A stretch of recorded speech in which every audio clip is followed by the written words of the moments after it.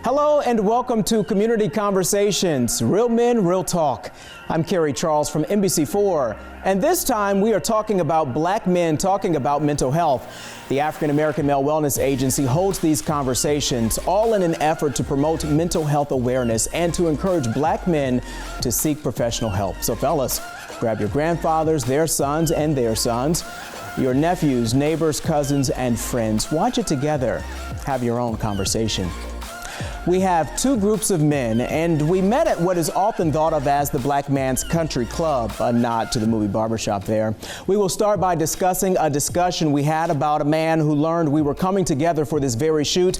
He wanted to join us. We opted against putting him in front of the camera because he appeared to be in the middle of a mental health crisis.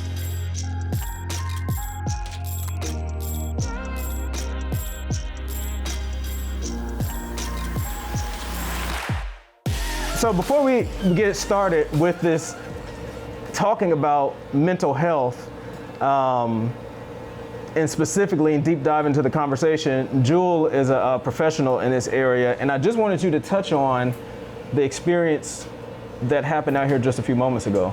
What took place, and why is it important to acknowledge what happened? Sure, no, I appreciate that. So with your permission, Brother Tony, there was an African-American male that I guess presented here to the barbershop. Was it yesterday? Saturday. Was Saturday? Okay. And from my understanding, had a real good conversation with Brother Tony, and more importantly, touched Brother Tony because he had made a comment about observing the mental health sign that was on the outside of the barbershop.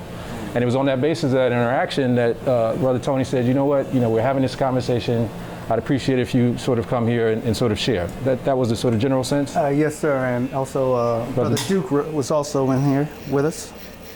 And what happened was, and I just, obviously had no sort of experience with this young man, but the moment I met him, I could tell that there was something a little bit off. Mm-hmm. And that sort of off thing was confirmed when I saw him come in here, and when he sat down, he started to sort of talk. But more importantly, he was exhibiting sort of signs of mania. And mania is just this escalated mood, inability to be able to control one's sort of thoughts. Mind is jumping off and on, and typically is symptomatic of something that we consider serious mental illness, mm-hmm. whether it be bipolar disorder or whether it be something that's more psychotic. And so just in terms of why it was important for me to sort of check in, because there was a real question of whether or not it would be in this space, best interest to see what serious mental illness looks like. Mm-hmm. And what we know is, for example, that 19 million men in the United States suffer from mental illness. Very few men receive any treatment. Less than 37% the last time I looked receive any mental assistance. But the real scary thing is those that suffer from severe mental illness, less than 60% of them receive mental health assistance. And those are general statistics, and I'm sure that the rates are even lower for African American men. And so what we have, and again, Brother Tony, just because he's a beautiful brother, really, thought that this, young man had value. But what I saw was a young man who was potentially in crisis. Mm-hmm. And for me, and it was confirmed based upon just talking to him, he has a history of suffering from auditory hallucinations. He's currently not compliant with his medications. He needs to be on a mood stabilizer. All the things that end up happening to African American males in terms of being unemployed, unstable, is exacerbated when you have a psychiatric illness. But he's so representative of so many people in our community. Absolutely, who are not diagnosed properly, who are not currently under the care of a therapist or a psychiatrist, yeah. And literally because of that have very little opportunities to be stable, to have a job, to fulfill his family roles, all that stuff. And the last thing that he was saying to us was that he just wanted community. That's why he wanted to be here. That's big to hear somebody say that. He just wanted to be here, yeah. Wanted to be in community. So he has different pillars he touches on: friendship, fatherhood, family, fantasy, feelings, finality, and function. So we'll kind of weave in and out of those. But I want to start with Chris, because one of the things I asked you all was when you read the following phrases, what is the first thing that comes to mind? And I said mental health, and you said sensationalized. Right. What does that mean? Well, I think that there are some elements of mental health that I think aren't taken either as seriously or are valued if they don't have any opportunity for people to really generate money and revenue attached to it.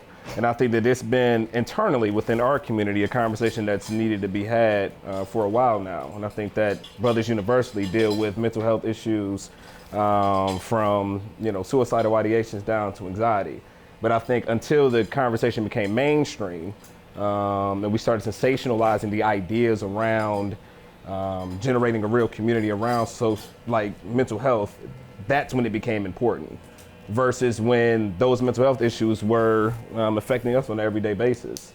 And so to me, it does feel like to this point, there's some element of sensationalization that's happened around mental health conversations. How do you find it shows up in conversations with you and your peers? You're 28 years old. Right. How are you all talking about mental health? Well, I've always been relatively vulnerable and transparent and sharing how I feel. It's always been therapy for me. And I think there's strength in being transparent and vulnerable about some of the experiences you have. Now, I also put down that one of my greatest accomplishments was the period in time where I helped pull myself out of a very depressive season. It was a point in time where I wasn't as motivated to be the best version of myself, and largely because I was allowing some of my external circumstances to influence how I perceived myself. Self-perception is, probably the greatest battle that we all deal with. And so once I got to a place where I started allowing myself to be more vulnerable and human about my human experiences, I got better, And so the conversation became much easier for me to facilitate with other men who felt like they needed that kind of mental health support. So that was my introduction into learning how to convene those type of conversations, was through my own vulnerability. And it shows up in different ways, especially different age groups. That was a segue to the old head down here. Brother Weddington, when I asked you about mental health, you said needs to be addressed. Sure. Talk to me about that. Well, I think to some degree I agree with Chris, but when I say it needs to be addressed among African American men specifically. I think when we look at the African American community as a whole, if we even just look at health and wellness, the women, they address it and deal with it a lot better than we do. We don't go to the doctor as often as we should. And likewise, when it comes to mental health, we don't address it as we should. Sisters will get around the table at home or wherever they are, and they'll talk about what's going on, with their boyfriends or with their husband or at work. We don't necessarily do that as often as we should as brothers. Now, this right here, the barbershop, this has traditionally been the place where we do have that conversation. But it needs to be more in depth and detailed when it comes to mental conversation. What's going on up here? Just as we talked about that brother that was in here. I want to help that brother. I felt some type of way, as we were talking to him and listening to him. I was like, I want to help you out, but I don't know if this is necessarily the place.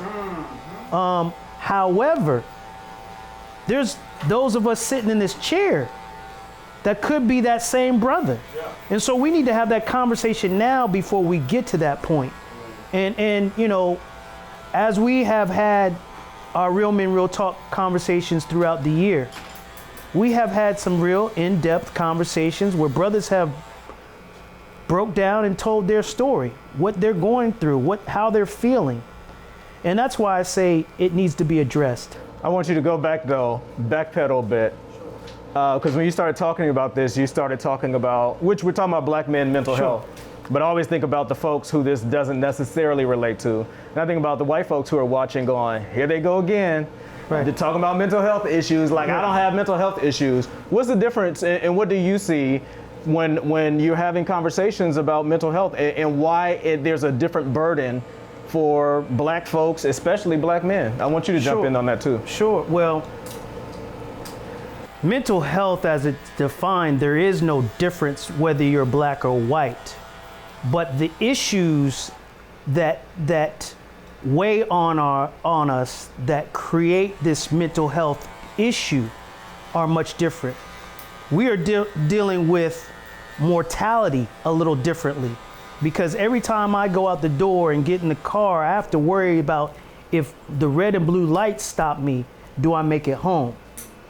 You know, whereas my counterparts, when the red and blue lights come, they happy. They like, oh yeah, they here. You know, in some communities, it's protect and serve. Right. In other communities, it's patrol and control. And so we understand that as black men. You know, we can look on the television every day and see a black man or a black woman being abused or worse, killed. Real time. We saw that with George Floyd. You know, right here in Columbus, we saw that with the two men that were killed back to back almost weeks. Casey and what's the other guy? Andre Hill. Yeah. Hey, this is a daily walk of life for us. Yeah. And so our trauma is real. It's constant. And it can show up in different ways. And so when we talk about the mental issues that we are addressing, the definition may be the same, but the burden is quite different. You're the professional, you're shaking your head. No, I love what he just said, because I think he's 100% right. And let's not make any mistake that, you know, these white guys are very much suffering too. Yeah. Just like men in general, where we end up, you know, there's a difference between the experience of something and the expression of something. And that's what separates men from women, because our experience of depression or anxiety or trauma is the same, as Brother Carlton said, but oftentimes our expression of it is differently. And so that's what separates men from women. So we think about internalizing behaviors versus externalizing behaviors. Everything that Carlton said is on point. The burden of trauma, the burden of anxiety and stress is not only different by race, but is also different by gender. Sisters, you know, might be exposed to the same types of things when it comes to the police, but they have a very different experience when it comes to sort of incarceration. Have a very different experience when it comes to relationship with children. Many men, for example, absolutely suffer from not having good relationships with their children, and there's very few women that can say that, right? And that's where we have this sort of myth of the, you know, the black matriarch and stuff like that. So African American men's pathway to mental health is just very different, even though Brother Carlton says that the mechanisms are very much the same. And because of that difference, though, I mean, it's a difference of kind versus the sort of different in nature. People like in the mental health field have to be prepared and have to have the appropriate knowledge, techniques, and skills to be able to work with all the issues that brothers bring. Don't feel like if you have something to say, just jump in. Don't feel like you have to wait for me, because I want to say something. You over there just yeah. Like, based off of what Carlton was saying too, like about the difference between like black people and white people, is that like we really don't have no escape from it neither. Like whenever you watch our movies or television shows and our music, like in our comedy, like even though it'd be a lot of us just like laughing through the pain or like, you know, channeling our trauma and like saying, all right, I'm gonna find strength from it. It's also like a constant re-traumatization as well, because it's like we have to go and relive it, re-experience it. And then like even when these conversations and stuff come up, like I think it's valid. I think that it's real that, you know, we talk about like Casey and Andre and George and all those type of things, but like mental health, it goes deeper than just like, you know, the police violence on black bodies. But, you know, when we talk about it in our rooms, like that's where we go directly to, you know, and it's just perpetual. And so I feel like I don't know, it just affects us a little bit different because of that. How did it, what was your response and reaction after the Casey Goodson Jr. shooting? Man, that was tough for me because like we the same age. Well, I think I'm a couple years older than him, but we had a lot of mutual friends, and yeah, that one was real hard for me. Like I had a different answer for that one versus George and Andre, just because like we flowed in the same like type of circles and whatnot, you know. It was close to home. We cared about the same. Yeah, besides the fact that it's here in Columbus. But literally, it's close to home. Like literally, like his house is like the same neighborhood as where my daughter's mom lived at, you know? And it's like, it was real close to home for me. So you carried the weight of that, and we're moving through kind of life trying to figure out like, man, this just happened in my neighborhood. Kind of like, for me, somebody asked me over the weekend, it was like, why do you love Columbus so much? And the answer I gave, it go back to when Mike Brown was killed, and like J. Cole, he had made a song called "Be Free." It's talking about like, yo, I just want to break the chains, I just want to be free. And it's like, for me, I took that, it's like, all right, I'm going to commit to my hometown and try to, do everything that I can to make other people love the city the way that I do, and like really try to practice the idea that Black Lives Matter, and like show that our lives matter on a day-to-day type basis. Like our art matter, our music matter, our comedy matter, like our photography, videography, so on and so forth. But Malcolm, you were dealing with, because I just don't want you to get too far from the Casey Goodson. So this happened, but then if you had a heavy burden and weight you were feeling, and mental health was kind of all over the place, how did you feel 2.5 weeks later when Andre Hill was killed? But that's what I'm trying to say though, is that it's not just those 2 weeks. Like, this is my entire adult life. I mean, like, I was the same age when Trayvon was killed. You know what I'm saying? Like, I was a freshman or sophomore in college, and then it's like every couple of years is another one. Now, recently it's been more frequent, but I mean, I can't say that it hurt more. I mean, it was closer maybe because it was in my city, but it's not nothing new. You know what I mean? We've been numb to it. Yeah. You can go all the way back to slavery times, when we've been beaten and had to take it. We've been whipped and had to take it, and then told to go work, 12 hours of the day. So, it has been ingrained in us. We were not violent people when we were brought over here. We became violent based off of what was done to us, and that messes with your mental psyche. We see this on a 365 day basis in terms of the violence on television, how we're portrayed on television. That messes with your psyche. Yeah, well, I thought it was interesting you used the word numb, because I was not numb through any of this. When I say numb, it's like, as Malcolm said, it happened back to back, the 2 killings, but it's been happening all year. It's been happening all his adult life that he's seen. This isn't a new episode. This is a rerun. Yeah, what are you saying, Chavez? Well, Breonna Taylor, the whole thing is, and for me, I have to talk about it every day, all day, every day. Right. Because being in the barbershop, this is the place where men get to express themselves and nobody is judging them. So when I come in and I have 10 or 15 clients, each day after Casey, that was the topic. After Breonna, that's the topic. So for us barbers, we have to deal with everybody else's mental health. And then where do we go to talk about what we done taken in all day and having to see another visual of African American being killed or done wrong? There's no escape. It's like, Actually, it's like a good and bad thing. I hear it in the barbershop, but my therapy is the barbershop. Me being able to talk to somebody else and have them talk back to me. Because, for the most part, men, like you said, we are numb. We have to internalize things. We don't have too many outlets. So for us to go to a healthcare professional like Brother Jewel, no, I've been talking all day. So now I'm not going to sit and give you my energy to a healthcare professional when I can go to somewhere where I know everybody loves me and everybody feels me and everybody has gone through the same thing. Yeah. I'm here, like, for those that know, you may not know about it, the show Cheers. This is Cheers for the black man. These old heads always got their try age shaming. I mean, you probably watched those videos, but to live it. But this is our Cheers. When we come in, Tony's like, hey, everybody knows Tony for the barbershop from the time they've been two. So you trust your barber and things you go. So anytime a man has something going on, he's not going to run to a healthcare professional. He's not going to run to the doctor. The first place he's going to run is to the barber to get his advice. So what do you say to him when he's in a situation with a client like that, and he's in that situation where he can't pour the professional aspect? What do you say? I love what they're saying, and it's very important, right? Everybody, I can't say needs to sort of understand their role, but there's a point where a conversation is not enough. Right. You know what I mean? And that this idea of that a conversation can actually heal all these sort of problems, doesn't really have an understanding of what mental health is. And so the specific answer to your question is that it would be helpful for him to do exactly what he's doing right now, making sure that there's a list of referrals that he knows that he can actually send the brother to, so that that brother is properly diagnosed. So for example, that brother who we just saw, for example, mentioned that he was on the autism spectrum scale, but he's not. I mean, that's my sort of assumption.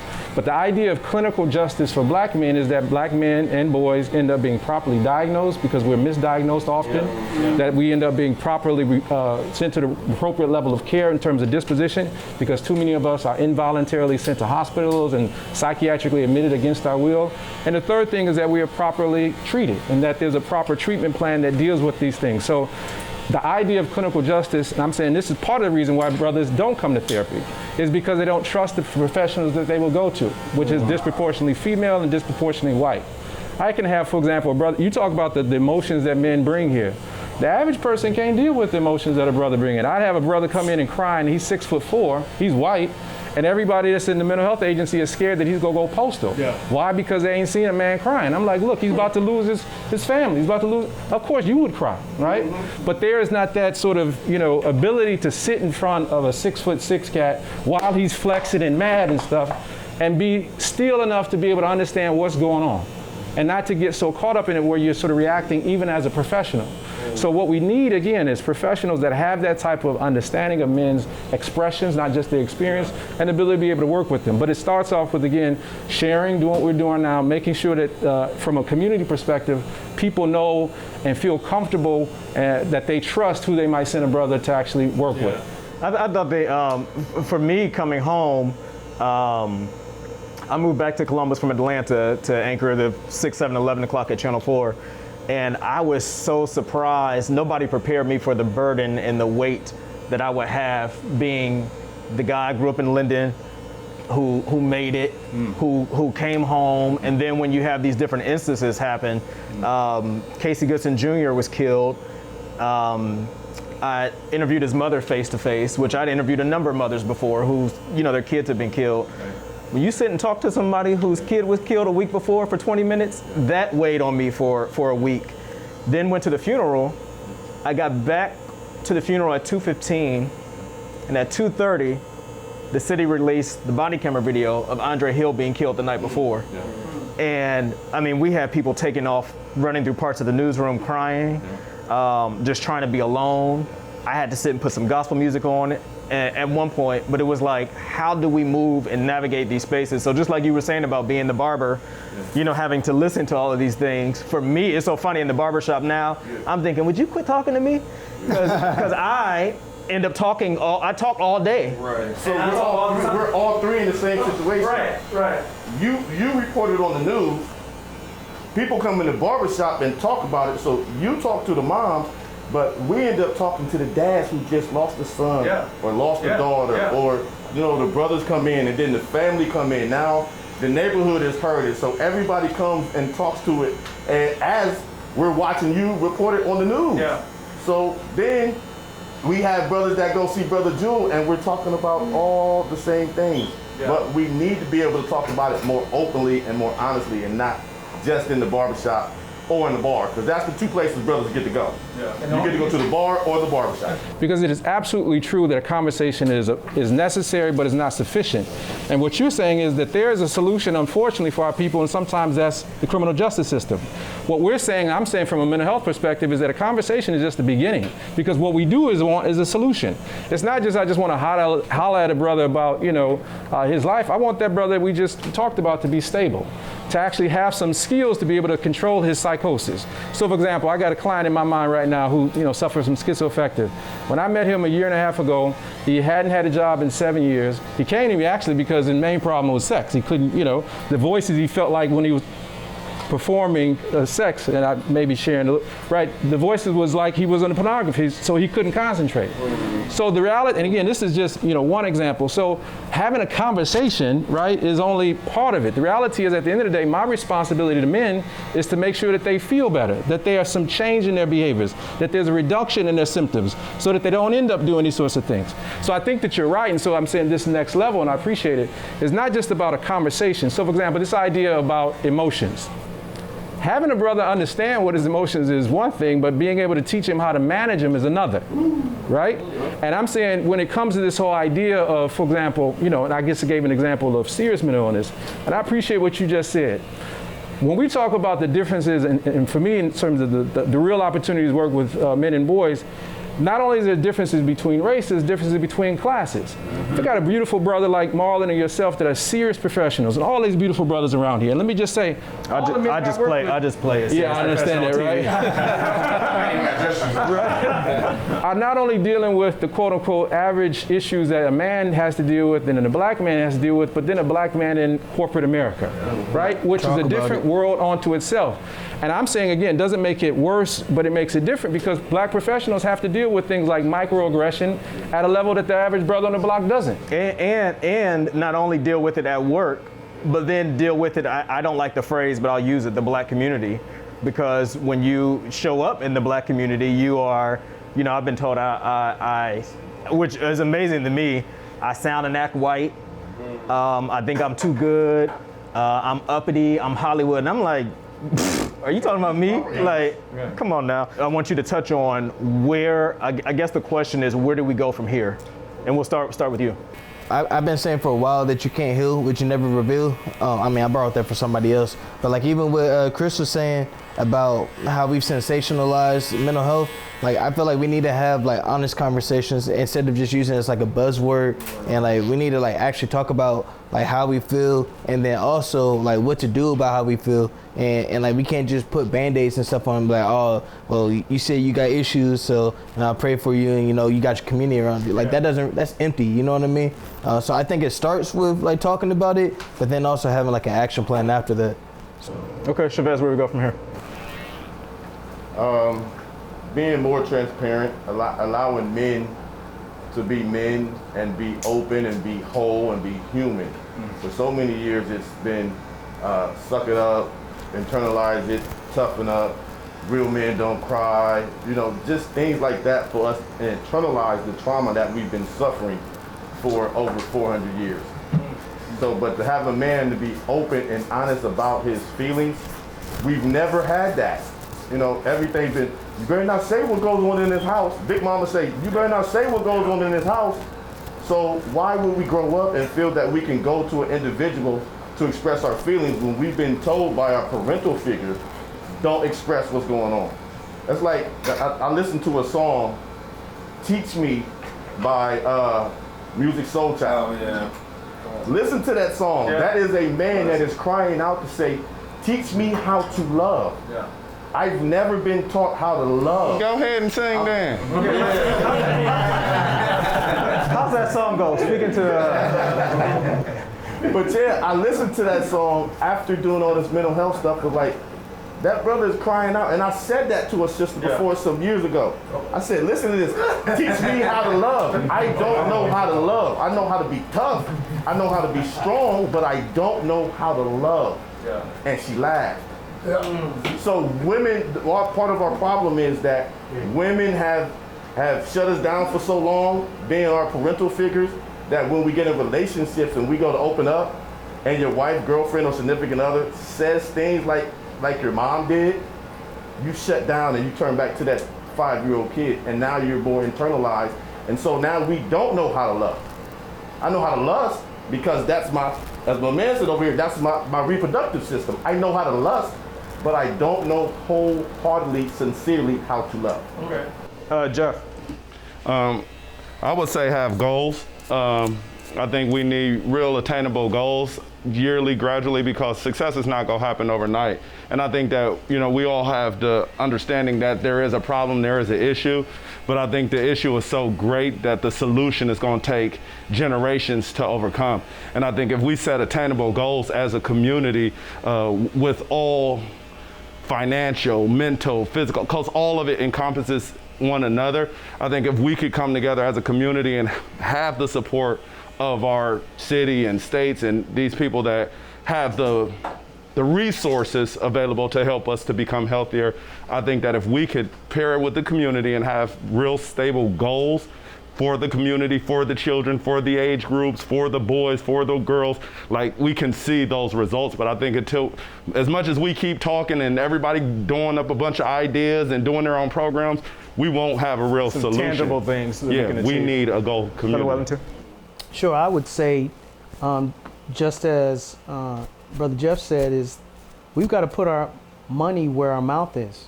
So we have to go to the elected officials, and if they're talking about addressing some of the ills of our community specifically, then we need to put more money into mental health programming. We need to also, just as we say, we want you to support us in putting money in programming, but the community itself has to take a look at what's going on. So we need to stop drinking, stop smoking. That self-medication is part of the problem. And we sometimes shoot ourselves in the foot. So we have to take ownership as well. As we talk about it here as brothers, that's just one step. But we have to go home, and as it's already been said, I think Chavez said it, we have to internalize it. So I can't just sit here and talk to y'all brothers about, yeah, this is great, we have an open space. I gotta go home and practice that as well. So I have to change my lifestyle. You know, I can't be out here in the streets getting into trouble and then find myself in a situation where I am traumatized and then wonder what's wrong with me. You know, so I think those two things are important to address. Okay. Tony? I like to try to, I'm gonna go back a little bit, but I want to say Don't go this. too far back. I don't want to go too far back. I just want, I'm gonna try You to know, be, this is an old school shop. I was born and I'm trying to be real quick, but before we jump to the mental health agencies. Tell him, Tony, this is my shop. This is my shop. This is old school. Yeah, we should go old school. But let's go old school, and I believe in prevention. Prevention and not intervention. Right. So if we start at home and keep mental illness from occurring, then I think that's a good start for the community. And we can't prevent everything. So if we can be better parents to our children, I think we'll cut into that. And if it doesn't happen, as a man, there's shame associated with coming out to be able to say, hey, which is why most men feel comfortable coming to the barbershop, because we have built trust and a rapport to be able to communicate, for them to be able to communicate their personal issues to us, who they may not feel comfortable with doing with other people, not even professional, until they build that trust and rapport, and especially a white guy. So, and that's what I hear a lot. And that one brother we were talking to, that was one of his main issues. So they're so quick to medicate, but ain't nobody really trying to hear them. And that's what us as barbers do.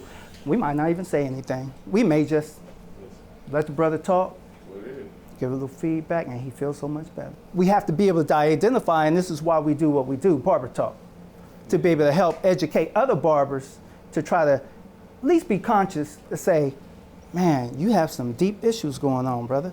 I have a referral list, and I would need you to call Brother Jewel, and he'll be able to take it from here. But I can identify that, not feed into it, and be like, yeah, go ahead and kill her, man. I would, So. It won't take too long. But in addition to what all the other brothers already acknowledged, I think it's really important too, specifically for black men, that we value our human experience over what we associate with being black and what our black male experience is. Explain that. So I think that, and I don't know if I can speak for anybody else, but I know in particular, I often feel like I have to balance the duality between being a human and being a black man, right? And so my human existence, the ideas of depression and anxiety and uncertainty and self-doubt, those are universal experience that all humans have. Yeah. But in addition to that,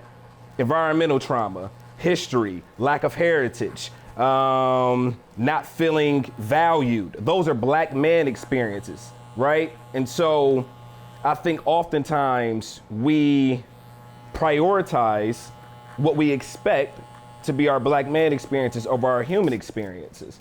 And so we don't start valuing and don't start putting true emphasis on focusing on the human experience that we have, on, you know, our actual humanity, right? And so I feel like, I know personally, and I share this with Tony all the time, I feel like I have to battle with this feeling like I have a responsibility to the community and to do work that represents the community and is going to benefit the community versus what I actually love as a person.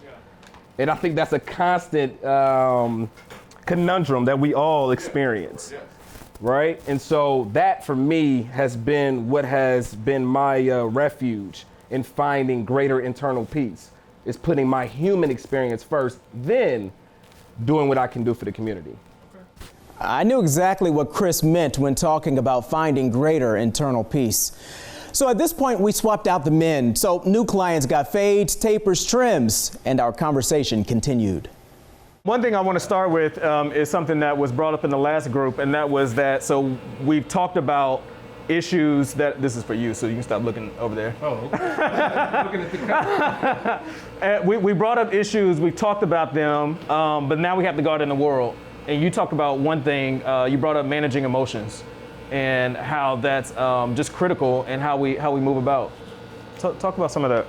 No, yeah, I appreciate it. So I think that one of the things that we can all agree, whether or not you're a professional or not, that this whole idea of not just being able to sort of access your emotions, but being able to sort of identify them and hopefully be able to manage them are very, very important, right? The idea of a person literally not being able to be in control of their emotions is a person who is probably at risk for hurting themselves or hurting somebody else, right? And so if we start off with that sort of idea, what we're talking about is for men and boys to not have any sort of access or information about their emotions, it means that we're raising men and boys to be kind of emotionally handicapped. And from a mental health perspective, what that ends up doing though, is that when men don't have access to their emotions, it ends up putting disproportionate pressure on their thoughts. And so brothers feel like that they got to figure everything out, right?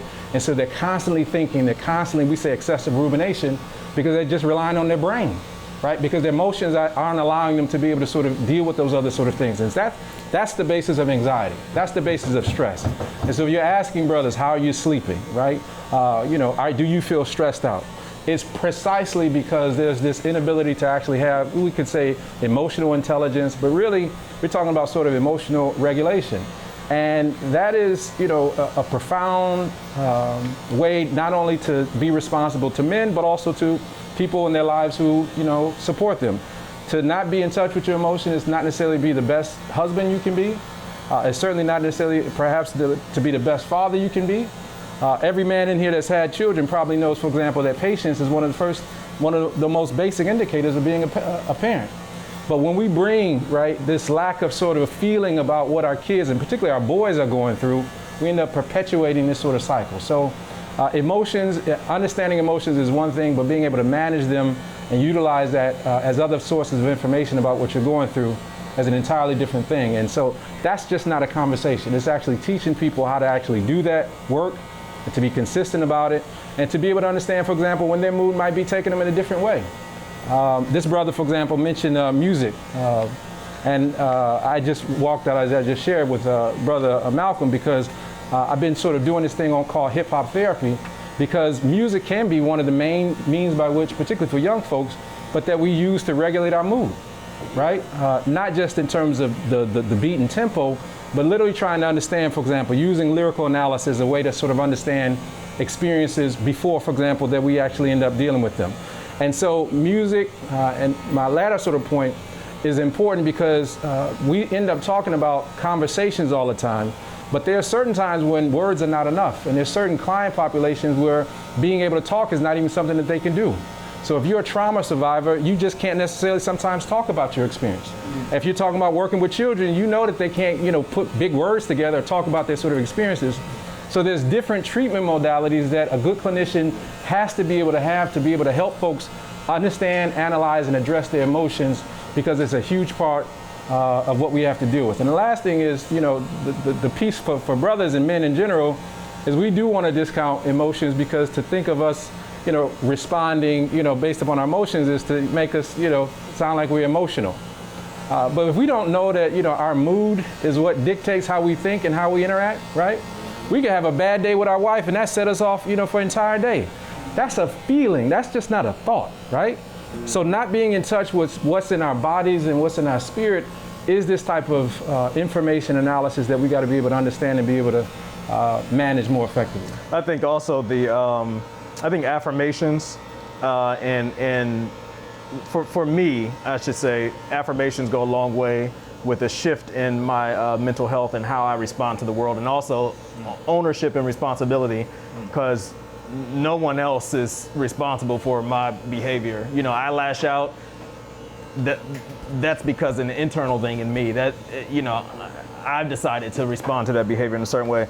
Marlon, I want to start with you because I thought it was interesting, and we will shift to different topics. But when you were asked about the following phrases and to tell the first thing that comes to mind, Casey Goodson Jr., you said murder.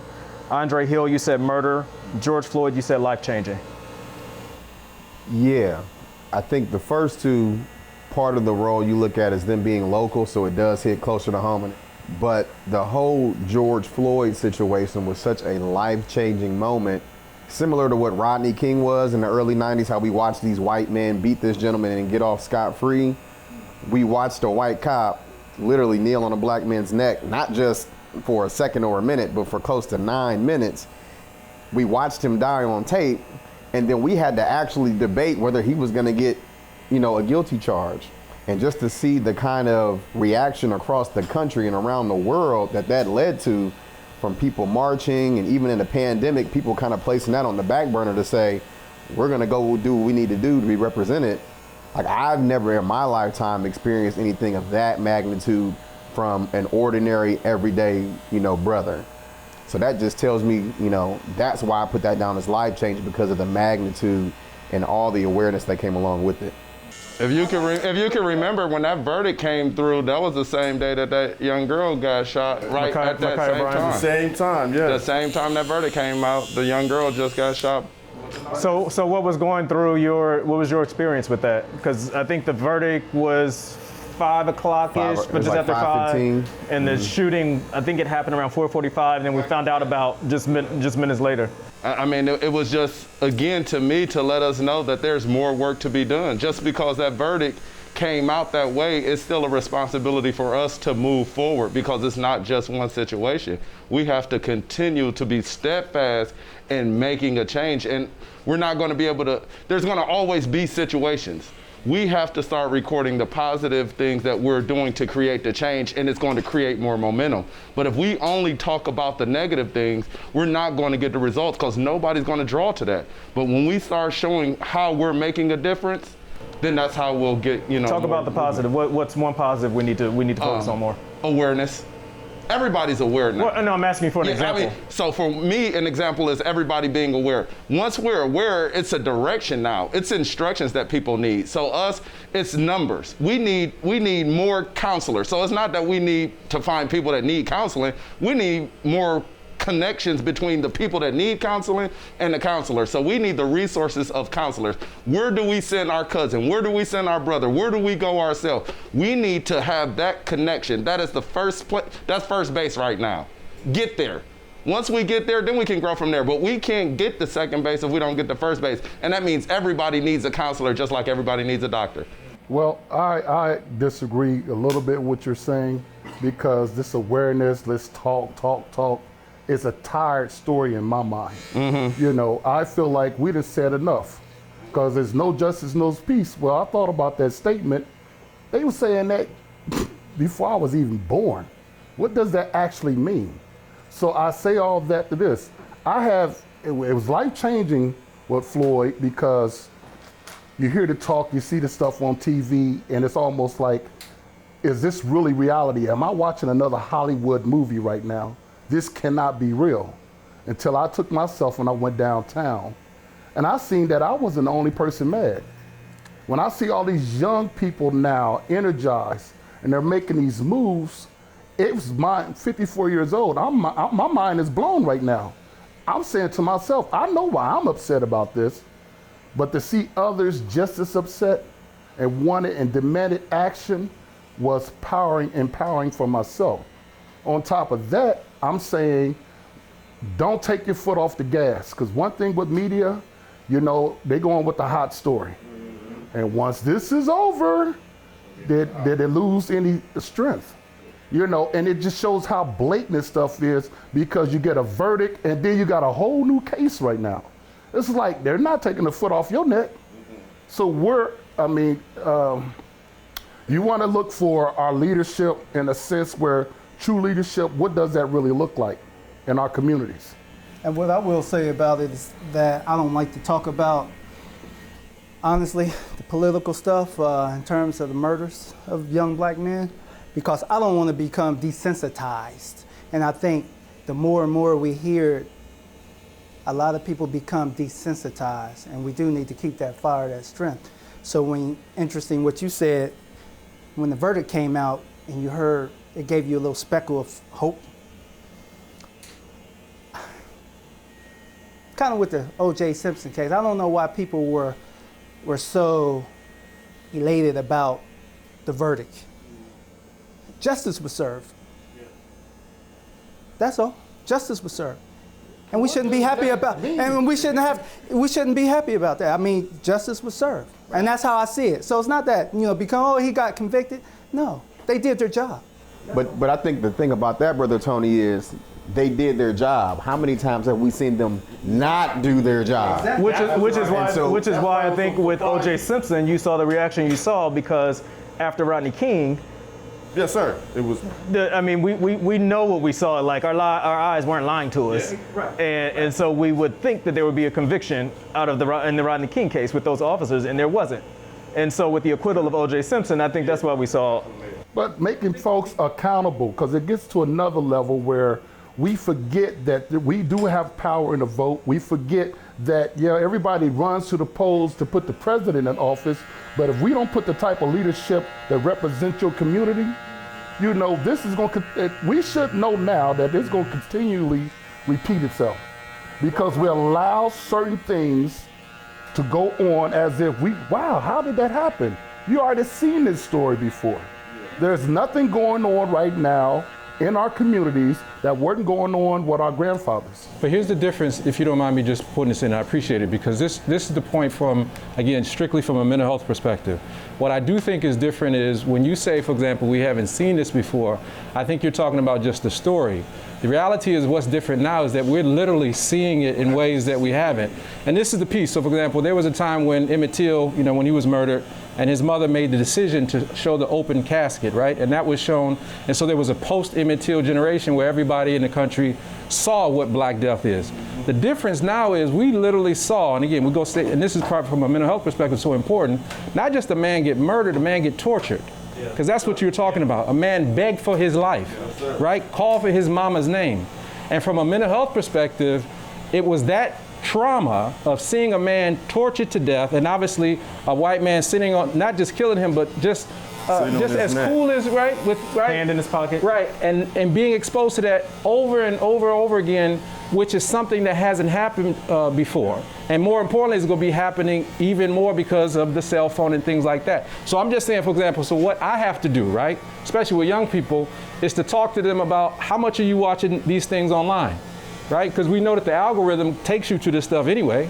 So one of the first things that, folks have to do is not just delink from social media, but to really monitor the amount of trauma that they're exposed to from the stuff that's captured when it comes to Black Death. Yep. And the only point that I wanted to make just in terms of this, from a feeling perspective, this idea that, being able to access strong emotions like not just rage, but outrage, right? Mm-hmm. The book Black Rage was written in the 1960s, to your point.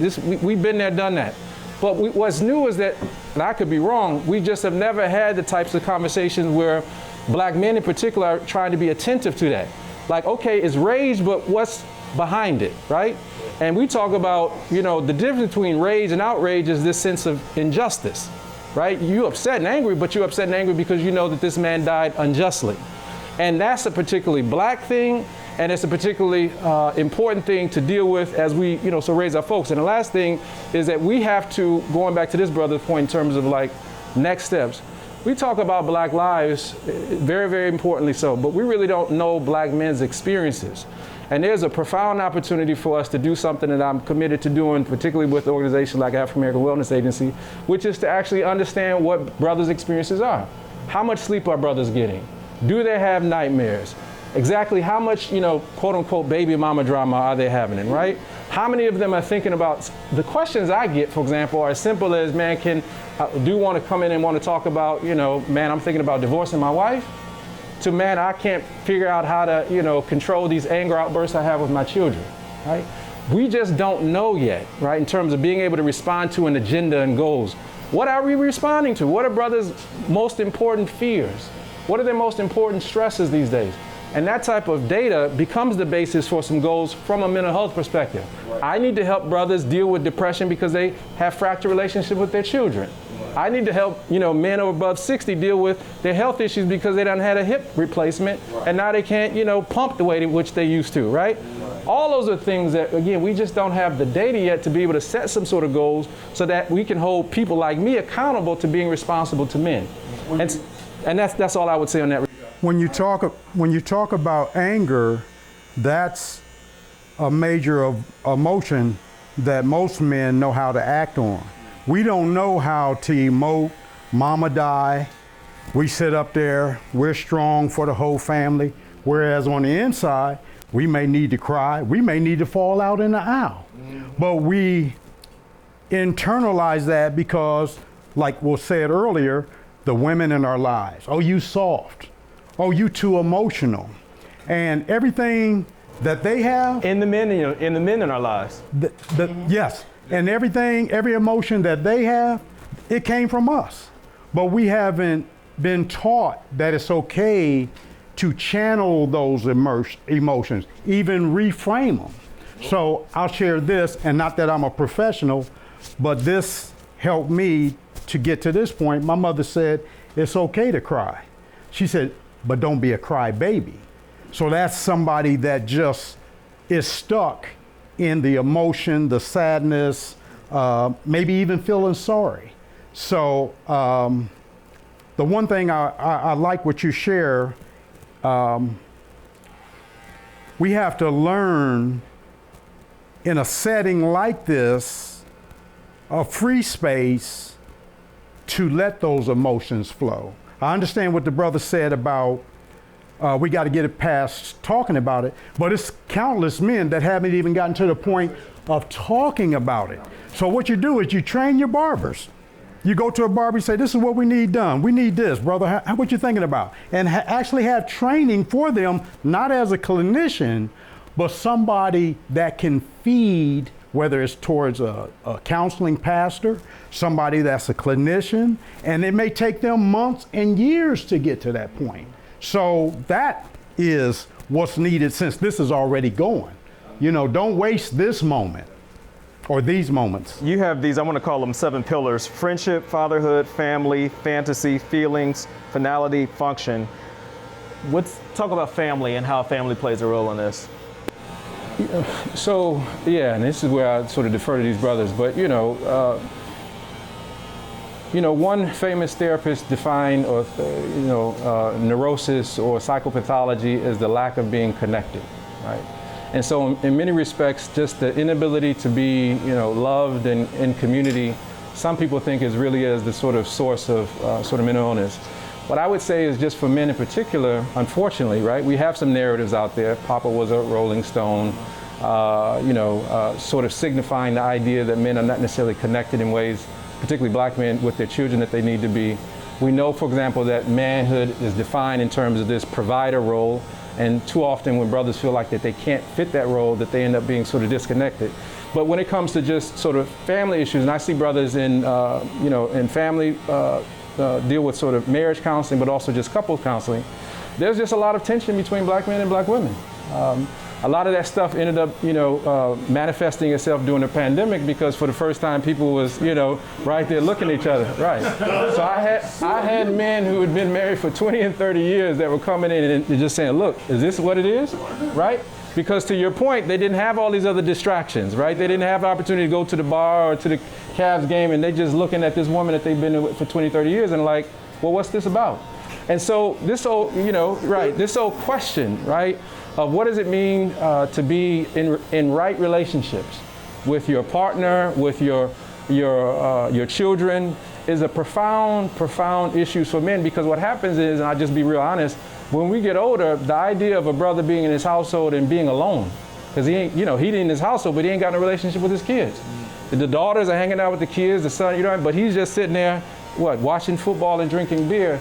It's a real sad life. And I'm saying for the first time, men are interested in talking about that, because it raises this question about morbidity, right? And mortality. Like, what's my legacy? How can I, what stories or experiences do I have? And that ends up, without any sort of clear answers, ends up being the source of anxiety and depression. So family is everything.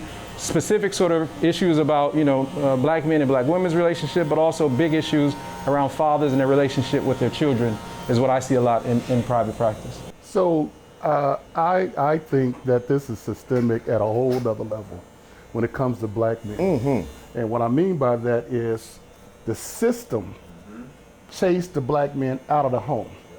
That's never been fixed. You can't get these services if he's around. So where you want to talk, this is nothing new again.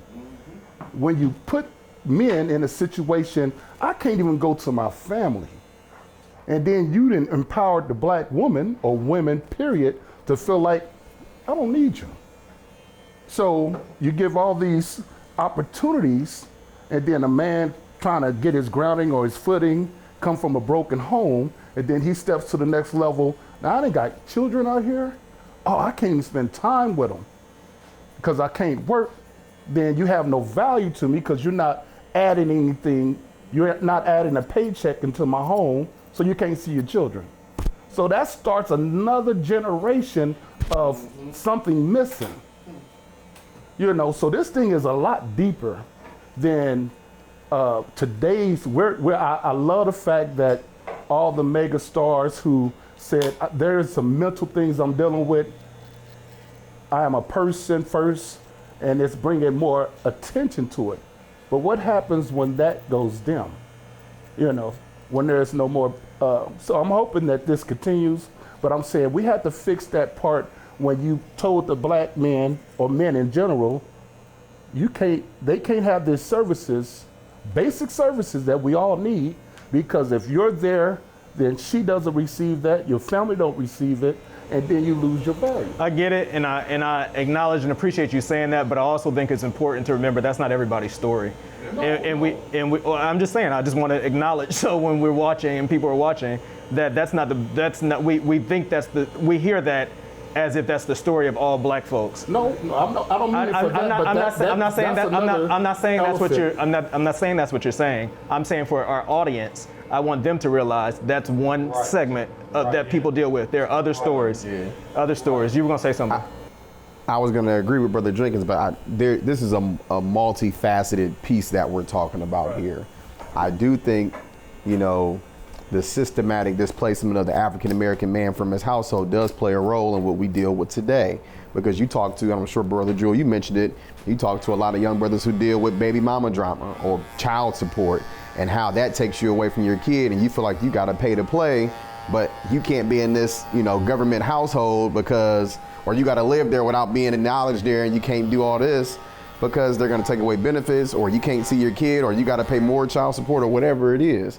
And so I agree, for the audience, that is not every black person's situation. And I do not want us to paint that picture of but it's a reality for so many people. Yeah, it's a reality for so many people. But for the outside world looking in, I don't want them to think like, here go black people again, like challenging the system. To be very honest, the vast majority of my clients are middle class. And so this whole issue of it's the black middle class that ends up having these issues when it comes to relationships and actually when it comes to children. Partly because, for example, brothers know how hard it is in society. And so they end up putting a lot of pressure on their kids to excel and to do more. So I think that you're 100% right. And it's one of the issues that we're trying to deal with in private practice, partly because of insurance issues, brothers that don't have access to it. And right now it's those folks that do have insurance and have money that are able to come in and to get treatment. But it is absolutely clear that the vast majority of clients that are coming in general are middle class folks who are struggling with these issues around quote unquote baby mama drama or marriage issues, and how to be in right relationships with their children. And interesting enough, is exacerbated in some very specific ways about class. Because you have brothers, right now, it takes a lot of money to raise children, right? And if you admit it, right, time and all this sort of stuff, yeah. But I think that I think one of the things we have to add on to is that we hear these struggles and we know it's a lot. It can be a lot to raise a kid, and that can't be a lot. It is a lot. But we also have to put responsibility and ownership of the brother who's continuously having kids that he can't take care of. Yeah, and unfortunately, just like we talked about, anger is one of the few sort of tools that men have. Sexuality is as well. I want to switch and just touch on. Let's do masculinity. Ooh, there's a fear on not playing the part. It's like anything else, a video game, you want to play the part. Don't you go out here and look weak. I know a female right now who, I ain't gonna call her name, but she was saying a heartbeat. She had an opportunity to date this black man who's a firefighter, single.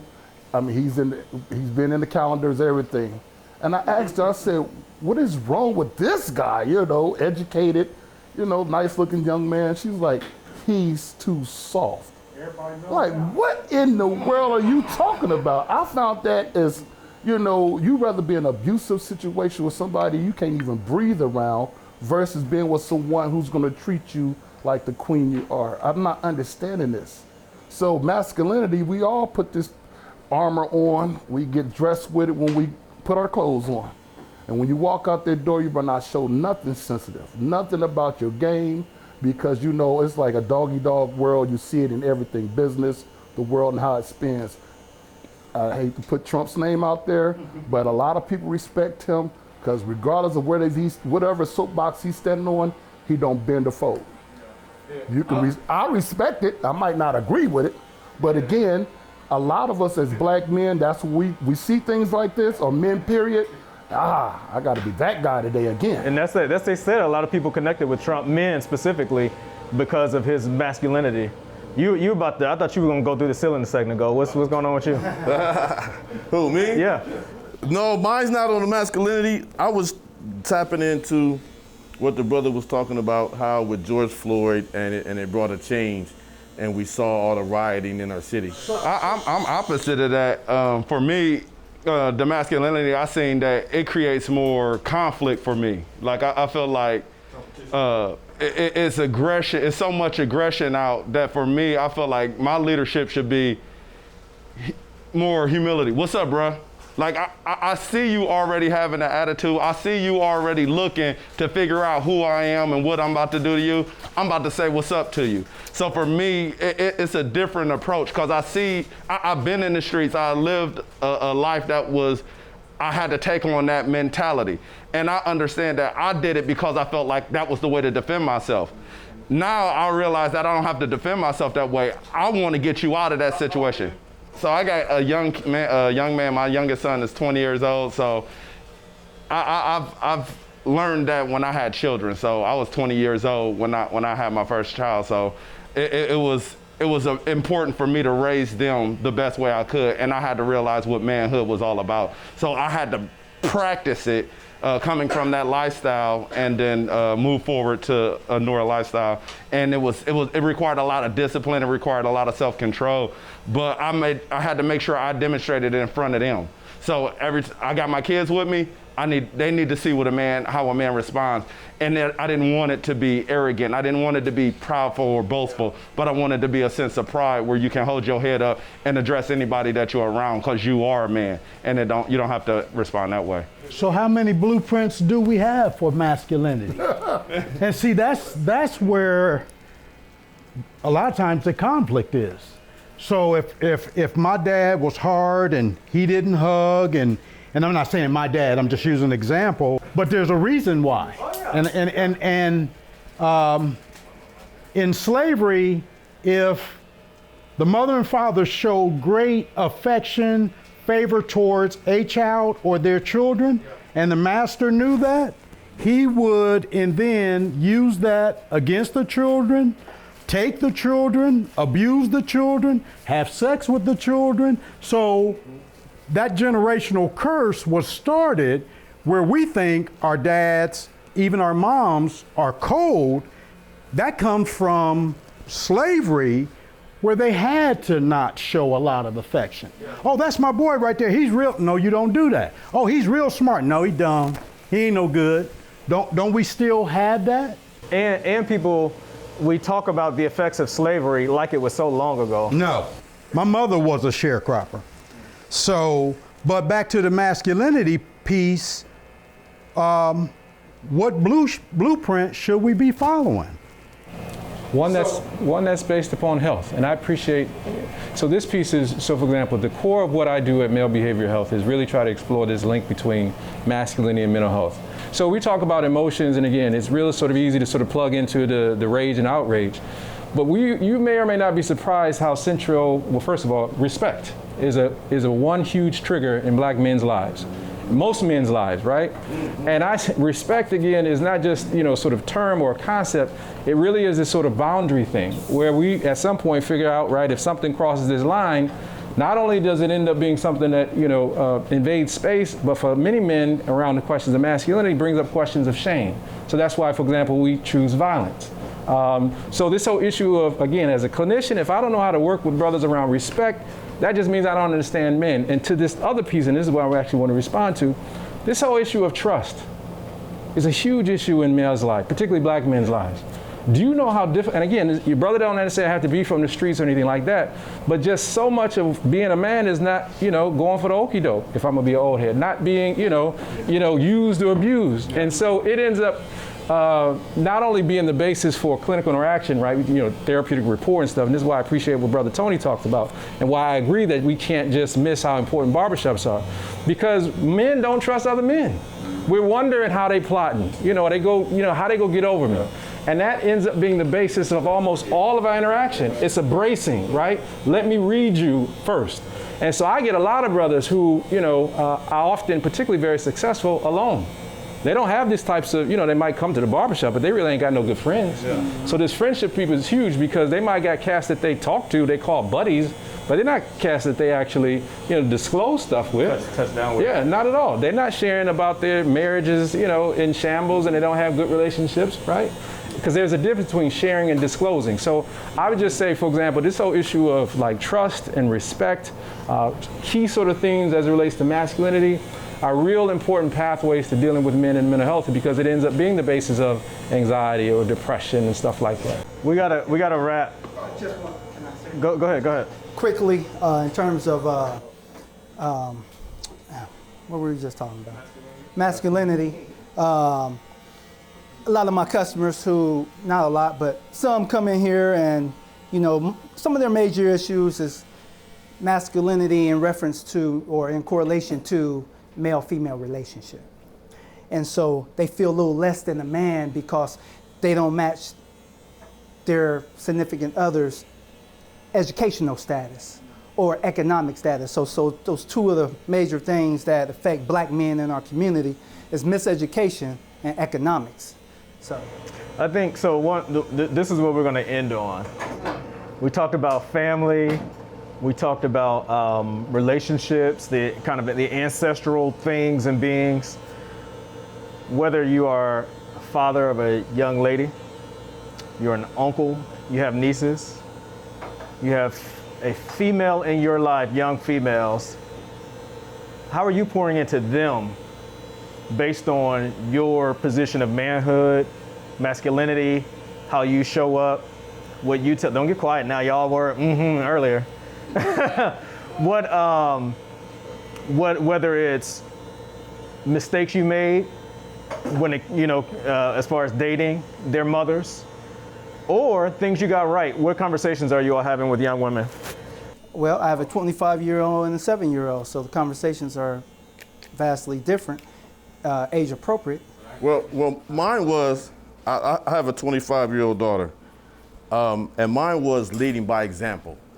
I wasn't married, I'm not married to her mom, so we had a broken household. But my thing was, I went down to child support and got my visitation rights. So I had my daughter every Tuesday and every other weekend. When she came with me, I made sure I did her hair. I made sure I had her clothes done. My daughter never left me without having a hot meal going to school. I took her to school. She graduated from Columbus School for Girls. So I had to take her to school every day. I took her to meet with the barbershop. I took her with me when I did political stuff. I showed her what a man was supposed to do. Not just talk about it. I showed her, here's what dad does. I'm going to bring you with me. So now if a young man comes to my daughter, he can't hit her with the okie doke because dad does dishes. Dad washes clothes. Dad does. If you can't do the things my dad does, you don't have a chance talking to me. But the thing in our community, we have a lack of fathers in our young ladies' lives because dad wasn't there to put that love into them on how to be treated by a man and how to treat a man. That's the things that we as fathers, we have to do with our daughters. It's not about talking. It's not about taking them Jordans and taking them shopping. It's about taking them to some cultural things. It's about reading with them. It's about taking them, when you go to work, you know, I was the president of the American Franklin Civic Association. I took her to the community meetings with me. I took her to the barbershop with me. I took her with me when I played softball. I didn't make an excuse that I have my daughter. I took her with me so she could see what dad and a man is supposed to do. So that's what we have to do. We have to be a godly example. I took her to church and I took her to play. So we have to show a godly example by our examples and not by our mouth. We have to walk it and not just talk it. I like what you said, but I believe with daughters, I have honesty. You know, I'll talk about the reason why what happened when our relationship with a mother, keeping it age appropriate, because we're going to be painted out to be the bad guy. So you got to be that. I said there's three sides to the story. It's hers, mine, and then there's the truth. So don't ask a question that you can't prepare yourself for the answer. And the answer might not sound like the one you want to hear, but it's the truth. So when I base it on truth, then that gives me comfort that you didn't have to get this from anywhere else. There's so many enemies out here, and you know what they want. You know, would you want your daughter to date a person like you at her age? You know, so if you want to help her see what real looks like and reality looks like. Because you can walk around and say, yeah, this is important and this is important, and stay away from that. But if, like you said, if you're not walking that walk, showing her the way, showing her the difference between if the first time she hear the words, I love you, come from some guy just trying to you know, hook up. You have a problem here, partner. You really got a problem right here. Hug, talk. Be honest, show emotions, you know, and that's important. If you want her to turn out to be something greater than yourself, be accountable. Marlon, and then I want you to wrap it up. One thing, the dopest thing my daughter ever told me was, Dad, no matter what they said about you, I know it's not true because of what I showed her. No matter what her mom said to her, I showed her the opposite. So Dad, no matter what my mom has said about you, I know you're not that person and I love you. That was the dopest. That made me feel like I did what I was supposed to do. I think Brother Jenkins and Brother Tony hit on Chavez. You did a great job too. But the first thing is being present there. Like, you can't just talk. You can't not be there. And so me, you know, my brothers had all girls, so I had a lot of nieces. And it's really just being there and saying, hey, like, if you need to talk to me about something, if you need to do this, I'm a safe space. Like, you can come talk to me, because there's sometimes that disconnection between their dad and them, and so you need to be that buffer. And so that's, you know, niece, cousin, or whatever it is, you know, getting to know them, talking to them, having a real conversation, age appropriate, like Brother Tony said.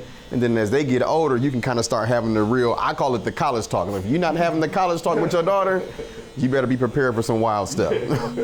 But, you know, with my own daughter, she's 2. And so, like Brother Jenkins said, and Chavez, like, okay, you know, we're going for custody, paying for childcare, you know, paying for different things in the household, doing her hair, making sure I get her, making sure I pick her up, you know, not baby talking her, like just always being there. So subconsciously, she knows, like, when somebody says dad or this and like that, you know, they say the first man that your daughter should fall in love with is going to be their father.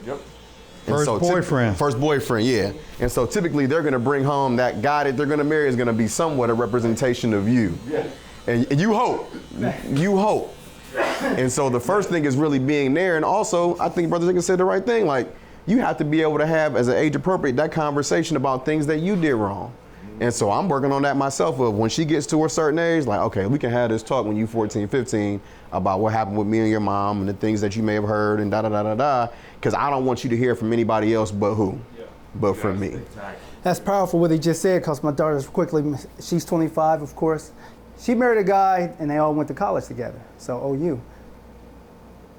Everybody think he's my son and not my biological son.